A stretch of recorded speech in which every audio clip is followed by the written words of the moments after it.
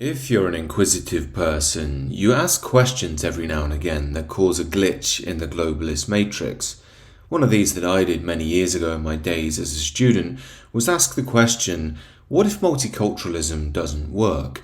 What if the different groups coming over here don't integrate? In fact, what if some groups want to dominate? Now, you'd think in an academic institution like a university, you'd be able to ponder all sorts of hypotheticals, but instead the lecturer and several other students shot me a look that said a million words, or maybe 3 words more accurately, that I was evil, that I was an unbeliever, and I was some sort of fascist. So I just went on with my life and assumed, as everyone else seems to, that in a couple of years, after bringing Ahmed from Syria and Tunde from Nigeria, there'll be Van Gogh admirers, they'll embrace pride marches, and there'll be aficionados of Bach, Shakespeare and the Beatles. I mean, I'd be racist not to assume that, wouldn't I? Yet over the years I noticed a change in the political discourse. No longer were people supposed to integrate, now we were supposed to respect different cultures as different groups that came to the Western world continued to join together and not really mix with other people. Further, as these different groups continued to agitate for their own interests, the line became we have to be more and more tolerant. It was always the host nation's fault more than anything else.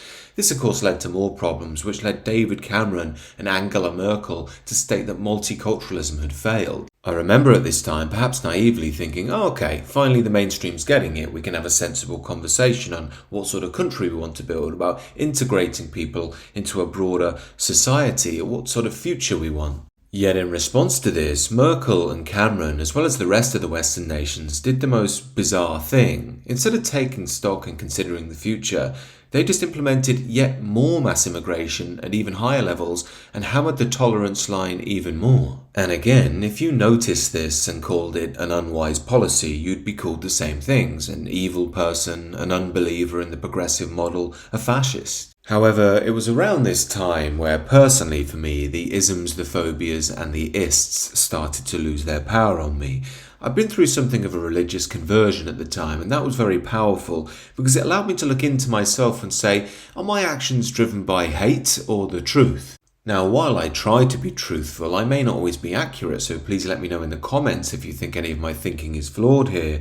However, I could say with complete confidence that I wasn't full of hate. I didn't want to destroy anybody or hurt anybody. And being very secure in this, I then started to see through the manipulation and the venom in lots of left-wing thought. That gave me the confidence to ask the question you're not allowed to ask, supposed to ask, or even think in this day and age. And that question is very simple.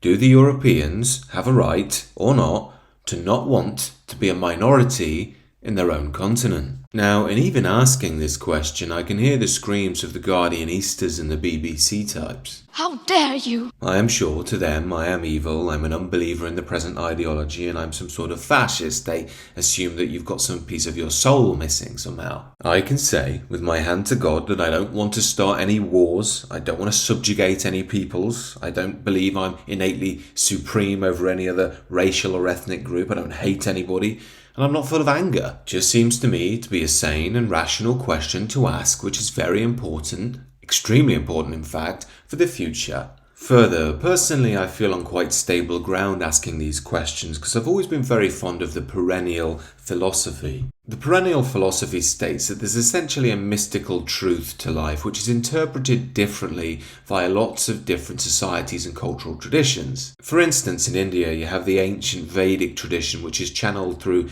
Hinduism and Jainism and Sikhism and feeds into modern day Indian culture. The Chinese famously have the Tao, which was filtered through the philosophy of Confucius, and in turn that built the modern understanding of Chinese society. And of course the Western world is rooted in the Christian tradition with a little bit of Platonic philosophy and rational enlightenment thinking on there too. In this understanding, culture is a sacred thing. It's a way to commune with ancestors and descendants alike, and is best off in the stewardship of its ancient peoples that spawned it. This has been the standard throughout time, throughout the different peoples of the world. It's only in the past decade or two it's become seen as evil in the Western world. Now, this doesn't mean there can't be any cultural exchange between different groups or even immigration.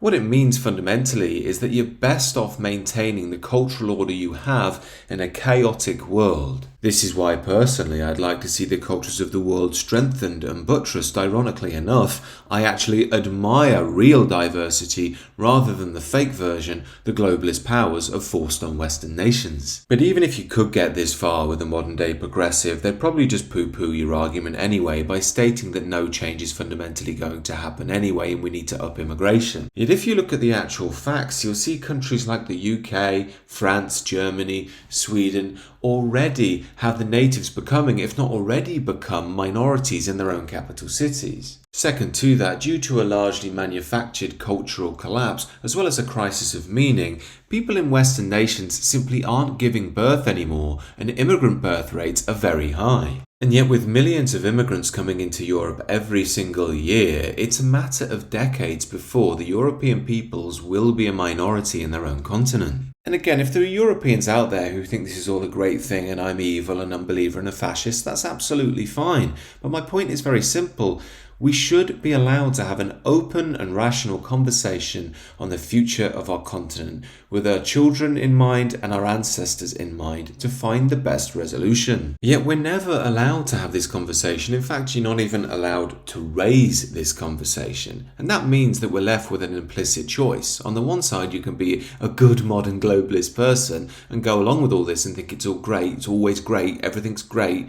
Or you can actually stand against it, but you'll be called all sorts of names, evil, fascist, and so on. But personally, I don't identify with either of those positions. Just as if an African said, I'd prefer Africa to main majority African, I think, well, fair enough. I don't think you're a fascist monster or anything. In fact, once you get away from the progressive brainwashing, these things are so normal. Even the Dalai Lama said that Europe belongs to the Europeans. I guess that makes him an evil fascist unbeliever too then. It seems to me then that the globalists have played a very cruel trick here. They expect the European nations to be this post-racial utopia, while not expecting it of any other culture or peoples that come here. Second to that, the globalists to me seem to be an international financial elite that think only in terms of economics and personal gain. They don't consider things like cultural identity and meaning very much. And on top of that, they seem to use leftist woke ideology as a smokescreen for how virtuous they are as they move mass movements of people and destroy traditional cultures all around not just Europe but the Western world now.